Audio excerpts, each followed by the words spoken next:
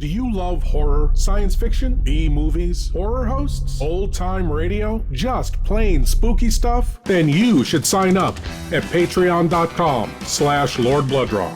You'll be supporting the production of Lord Blood-Rah's Wrackin Theater, presenting the best, worst, and wildest horror films ever made.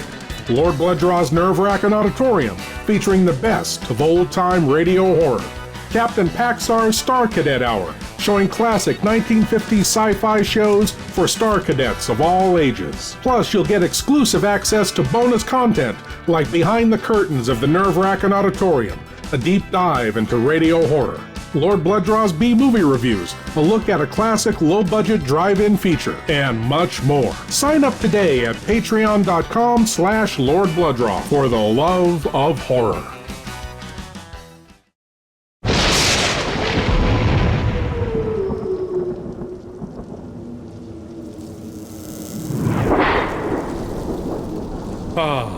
I'm so glad you're here. Allow me to introduce myself. I am Lord Blood-Rah. I host horror and science fiction films on my TV series, Lord Blood-Rah's Wrackin Theater, but here, in this cool, intimate darkness, I'll be presenting tales of horror and the uncanny solely for you alone. You will coalesce the settings and the players from the ether of your imagination. Your terror will be your own creation.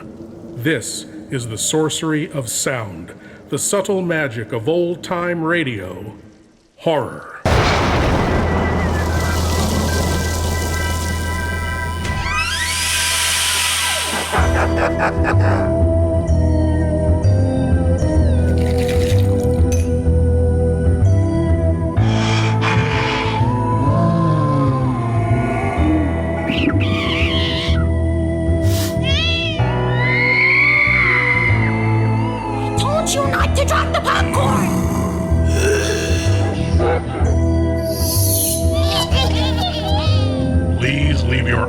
At the door. You will not need them.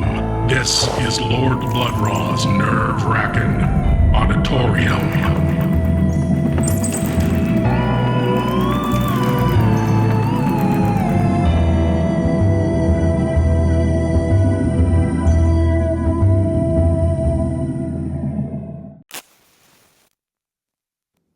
Vampires drink your blood for survival. Werewolves savagely tear their victims apart out of a primal desire to kill. Zombies eat your brains, according to some retellings of the legend, to ease the pain of being dead. These motives are understandable. The monster or menace has a reason to kill. How much more horrific it is than when the monster or creature or thing has no discernible reason to do what it does. No understandable motive. Nor does it require anything from its victim. It may not even be aware of those that it kills. Unknowable and unknowing. Like a child tramping through a forest, unaware of the insects it crushes along its way, and the insects incapable of understanding the alien behemoth causing the mayhem. This is cosmic horror, and the master of cosmic horror was the author H.P. Lovecraft. Here, from the mind of H.P. Lovecraft comes the tale, The Dunwich Horror, from Suspense. Suspense.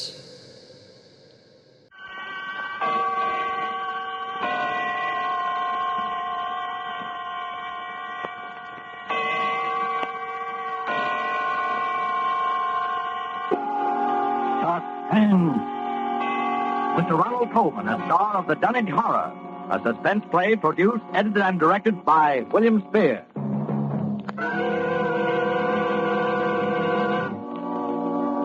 Come in, Dunwich, Massachusetts. Come in, Dunwich. Good evening. This is Henry Armitage. I'm speaking to you... Dr. Rice, please close the window. I'm speaking to you from my laboratory on the slopes of Sentinel Hill near Dunwich, Massachusetts. Present with me is Dr. Warren Rice, my distinguished colleague from Miskatonic University. We are now about 100 yards from the summit of the hill, which is crowned by a huge table-like stone set in the center of a circle of stone pillars, a place of prehistoric worship. A moment ago, you may have heard the dogs of Dunwich Township barking, as we have heard them for 3 days and 3 nights. Dr. Rice and I know the horror which their barking portends, but the purpose of this broadcast is to make this unbelievable horror believable to you. I hope for your sakes and ours we are successful tonight. It is the eve of All Hallows. Tomorrow will be too late.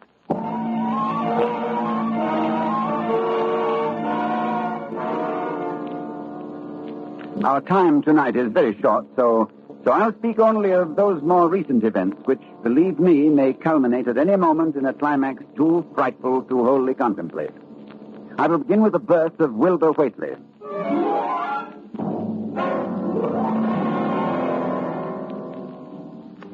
It was the night of February the 2nd, 1921, Candlemas. Toward dawn, when Lavinia Whately, a deformed albino woman about 35 years old, gave birth to her dark, goatish-looking son in the crumbling Whately farmhouse northeast of the village. No one attended her. No doctor or midwife.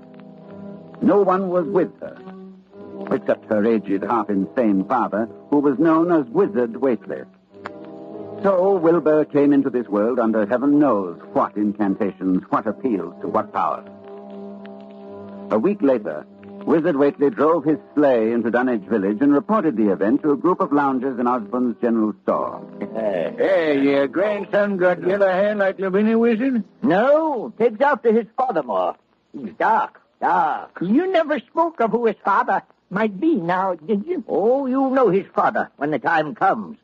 Oh, Lavinia's read and seen some things the most of you only talk about. Calculate her husband's as good as you can find this side of Aylesbury. Well, we don't be nosy, Wizard. Maybe it wasn't no church that none of you heard of. But you wouldn't ask no better church wedding than Lavinia's. Well, I didn't hear tell of no wedding, Wizard. When was that? Oh, not a wedding you'd hear of, Corey. Not a husband you'd hear of, neither. But let me tell you something. Someday you folks will hear a child of Lavinia's calling its father's name on top of Sentinel Hill.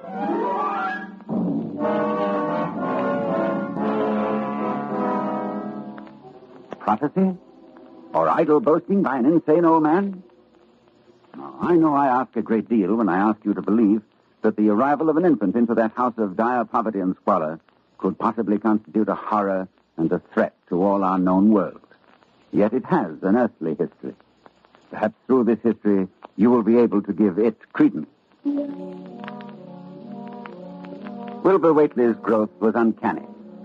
But even if he had been an average child, he would have become, in time, an unnatural being, for he was surrounded from the first by the most malign influences.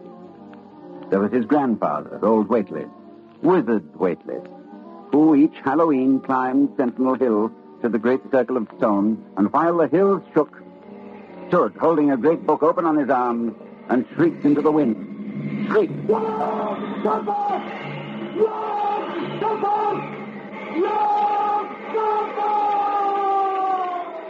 Yog-Sothoth, that dreadful name, first mentioned in the hideous forbidden book, the Necronomicon. And this Wizard Whately was Wilbur's teacher.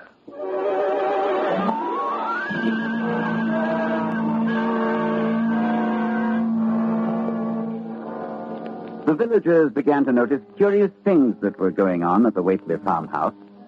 Soon after Wilbur was born, old Whately began to remodel the house. The abandoned upper story was restored, and all the windows were tightly boarded up. And then, Wizard began to buy cattle in large numbers, both horses and cows. Yet the livestock on the farm didn't seem to increase. Young Lem Brown was one day curious enough to creep close to the house to count the Whately herd. Dr. Armitage, there weren't more than 12 cows, and them thick. Looked like they had the blight and funny wounds on them, like cuts. I heard something, too, in the top part of Wizard's house. Something like water slapping inside, only big like a sea.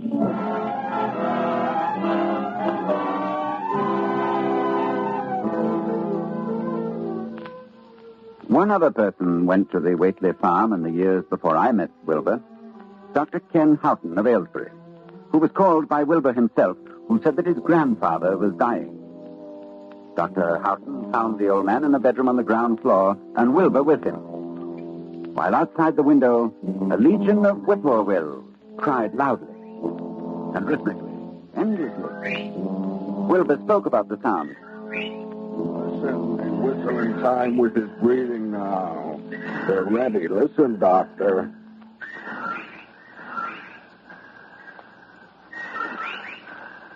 They know his soul's going out. They're waiting. Yes, Wilbur, that's an interesting superstition. Late in the year for them, too. When he goes, if they catch him, they'll keep laughing till break of day. If they don't catch him, they'll quiet down. You mean you believe that... And just a minute.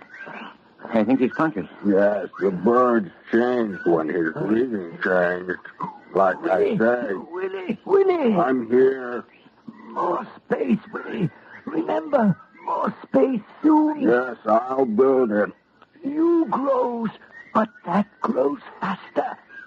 It'll be ready to serve you soon, Willie. I know. But remember, when it's time, you open up the gates to Yog-Sothoth with the long chant, the one on page 751 of the book. But mind you, feed it enough, because if it gets out before you opens to Yog-Sothoth, it's all over. It's no use. He's going now. He's dead, Wilbur.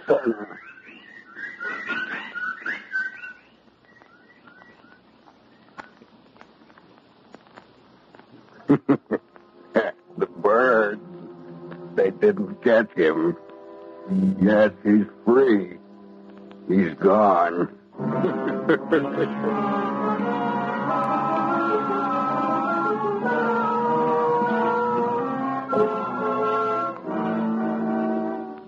It was the winter following Wizard Whately's death that I first met Wilbur. He came in person to the library at Miskatonic University to consult a copy of the hideous Necronomicon, which was kept there in its Latin version, as printed in Spain in the 17th century. I tell you, when he came into my office, I was appalled at his appearance. 8 feet tall, shabby, dirty, bearded. But I was even more appalled by his voice when he spoke to me. I wrote you a letter a month past, Doctor. I wanted a loan of the book. Well, that's a book that's never loaned from this library. I doubt if it is from any library. Well, I have to see it then. Very well. It's kept right here. As you know, there are only 3 copies of this book in existence. That's why we're careful.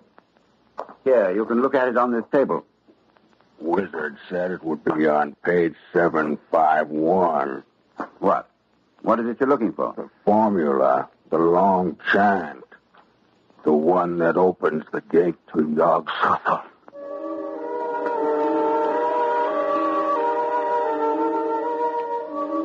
I felt a wave of fright as tangible as a draft from the tomb. It seemed somehow like the spawn of another dimension, like something only partly of mankind, linked to black gulfs beyond all spheres of force and matter, space and time. And presently he raised his head and spoke again. It's here, all right, but I'll have to have a copy. That paragraph there? I don't know. You know Latin, Doctor? Yes, certainly. Then read it, Doctor. Let's hear how you make it out. All right, that shouldn't be difficult. Let's see. Nor is it to be thought that man is the oldest or the last of Earth's masters. The old ones were, and the old ones shall be. Not in the spaces that we know, but between them. But only Yog-Sothoth knows the gate. Yog-Sothoth is the gate to where the old ones broke through of old. Their hands are at your throats, yet ye see them not. Dr. Armitage, you see, I reckon I've got to take that book home. There's things in it I've got to try, and you can't hold me up. No, I'm sorry. I tell you, Doctor, I'll have the book sooner or later, no matter what. You see, that's waiting for me at home won't wait much longer.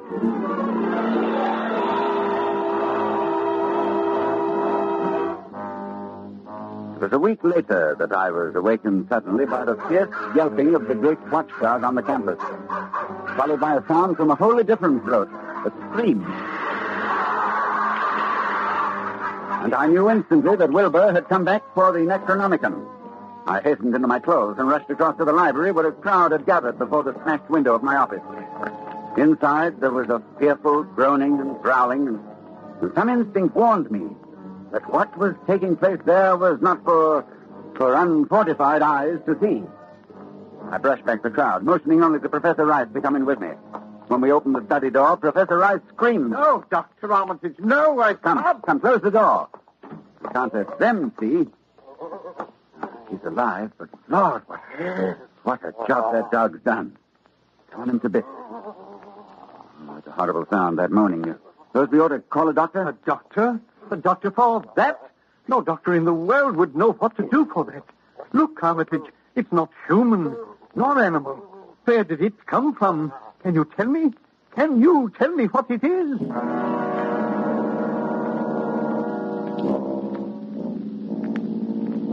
No, I couldn't tell what Wilbur Whately was.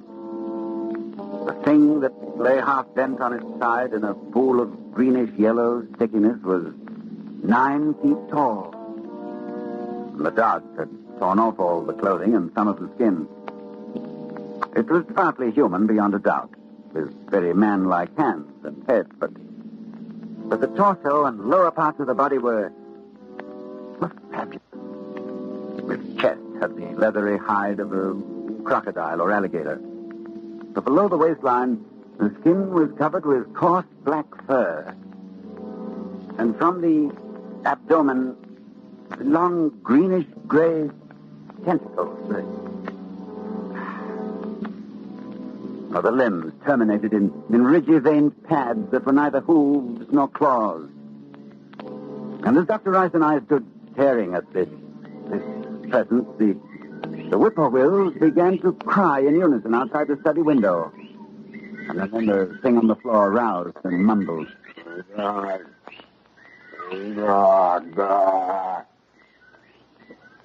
Yog-Sothoth.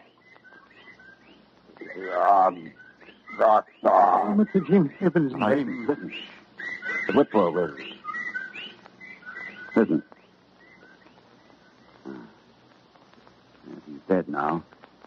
Look, Rice. Look what's happening. He's disintegrating. Of course. Fast, too. Fading away. Because he isn't made of matter as we know it on Earth. I guess he took after his father. So there'll be nothing left. His father? What was his father? I daren't think.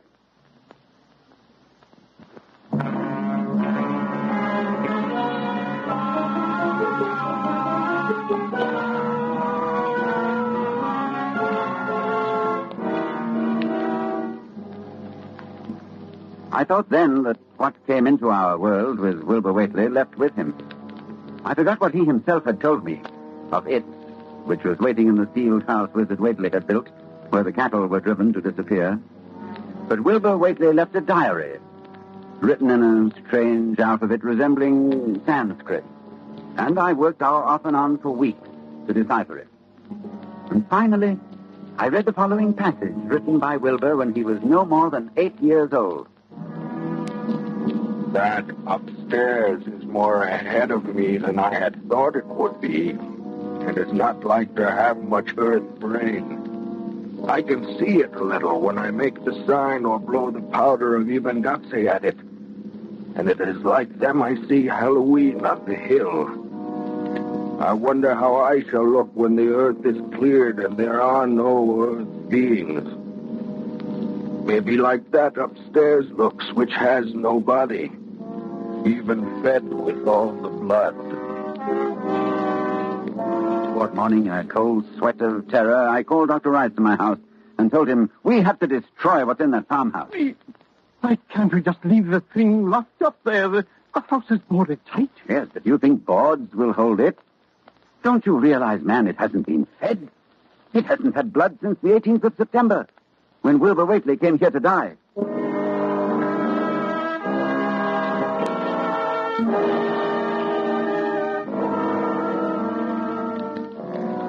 We left for Dunwich that night, and we've been here on Sentinel Hill ever since, working desperately to discover the formula in time. But a week ago tonight, shortly after dawn... Yeah, hello? Dr. Armitage, this is Lem Brown. I was just up beyond the glen, Doctor, looking for cows I lost last night. Yes, Lem? Well, Doctor, something's been there. Smells like thunder, and there's prints in the road. Great round prints, big as barrel heads, like a elephant has been along. Anything else, Lem? That's all I see. Except bushes and trees pushed back from the road, like a house was drug along. Oh. Did you hear anything? Yes, long toward morning, I heard a sound over toward Whately's place, a kind of ripping or tearing of wood, like a big box was being opened up. Chancey, you heard it too. Lem, who lives nearest the Whately farm? Why, that'd be Elmer Fry's place. Oh, he's on this line too, isn't he? Hang on and I'll ring him.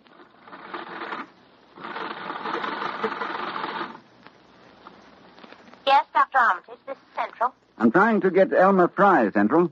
Doctor, he must be out somewhere, and his whole family. I was ringing there an hour ago. Earl Sawyer saw Elmer's cows stampeding in Cold Spring Glen. Oh, you didn't get him, hmm? All right. But if you hear or see anything more, let me know. I'll be here working all day. Right. Right. Oh, wake up. It's loose. It's out of the house. One family gone already. We have to work. Pray God we find that formula in time.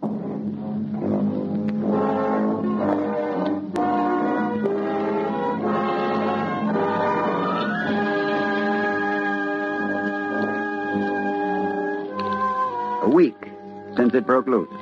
A week of terror and panic here in Dunwich Township.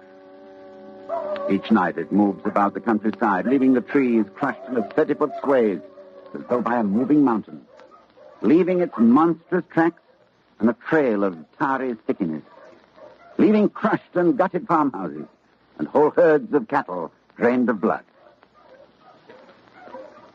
Well, ladies and gentlemen, that is the story to this moment. And tonight is Halloween. Tonight we are here to... Just one moment, please. Dr. Rice, you hear something? With the window closed, no. Well, we'll throw it open. I thought so. Listen. The sound from 1,000 bending trees. A sound like the sea moving across a forest. Yes. Yes, it's coming here, of course. All Hallows, it comes to Sentinel Hill. Dr. Rice, I'll try the formula and the powder from the altar stone. I want you to stay here at the microphone and report what you see. Very well, Dr. Armitage. Oh, wait a minute before I go. To any scientists who may be listening to me, if I fail, there is a possible alternative formula in Falconer's Mystical Formulae of the Middle Ages on page 24. Listen. Well, there are the whippoorwills. I better get out there. Take over, Dr. Rice. Yes. I'll do as well as I can, Armitage. Good luck.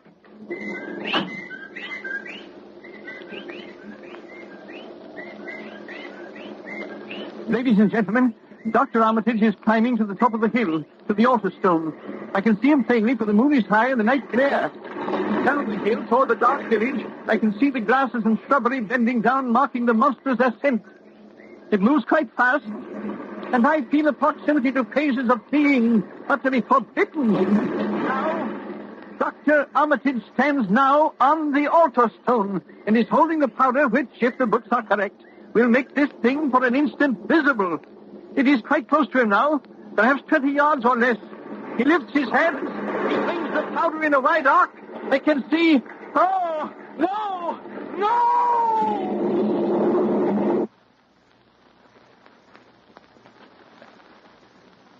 Dr. Rice.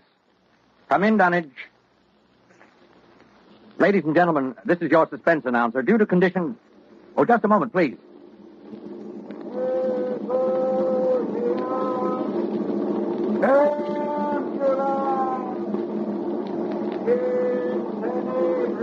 One moment, please. Dr. Rice, can you hear me? Yes, I can hear you. Yes, for a moment I was overcome when I saw... Ladies and gentlemen, perhaps you can hear now the incantation of Dr. Armitage. Listen.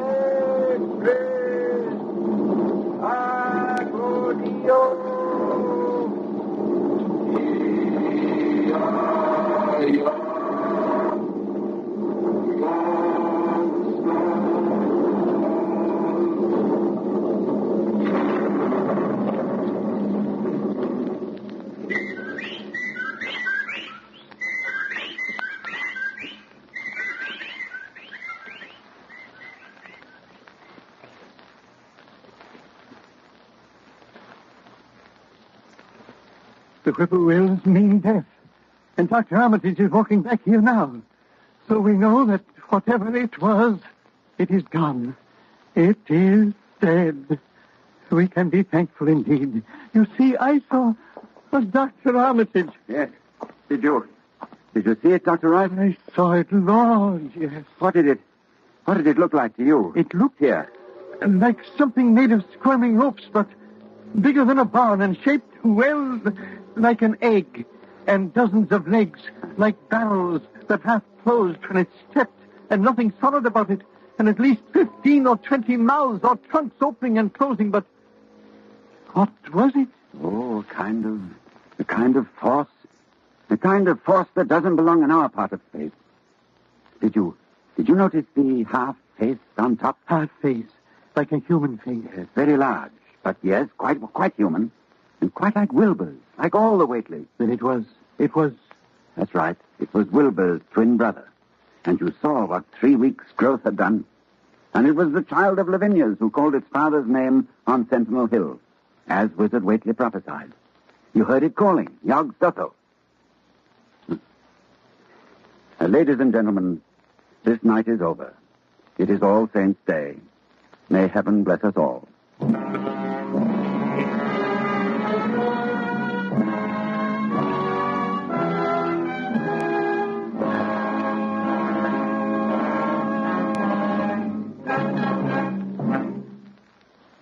The Dunwich Horror, with Ronald Colman as your star of Suspense.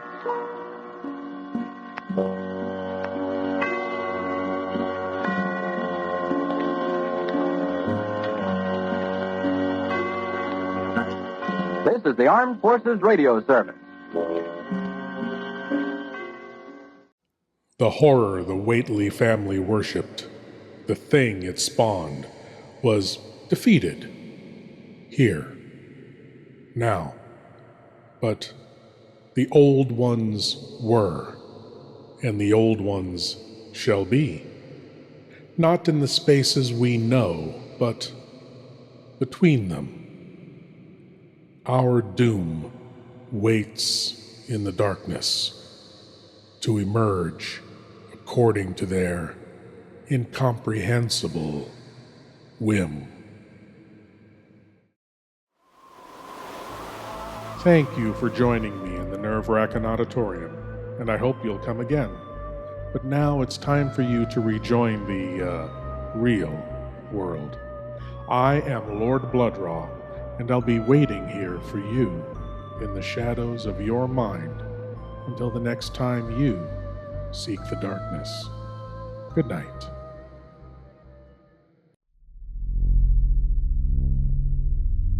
Do you love horror, science fiction, B-movies, horror hosts, old-time radio, just plain spooky stuff? Then you should sign up at patreon.com/Lord Blood-Rah.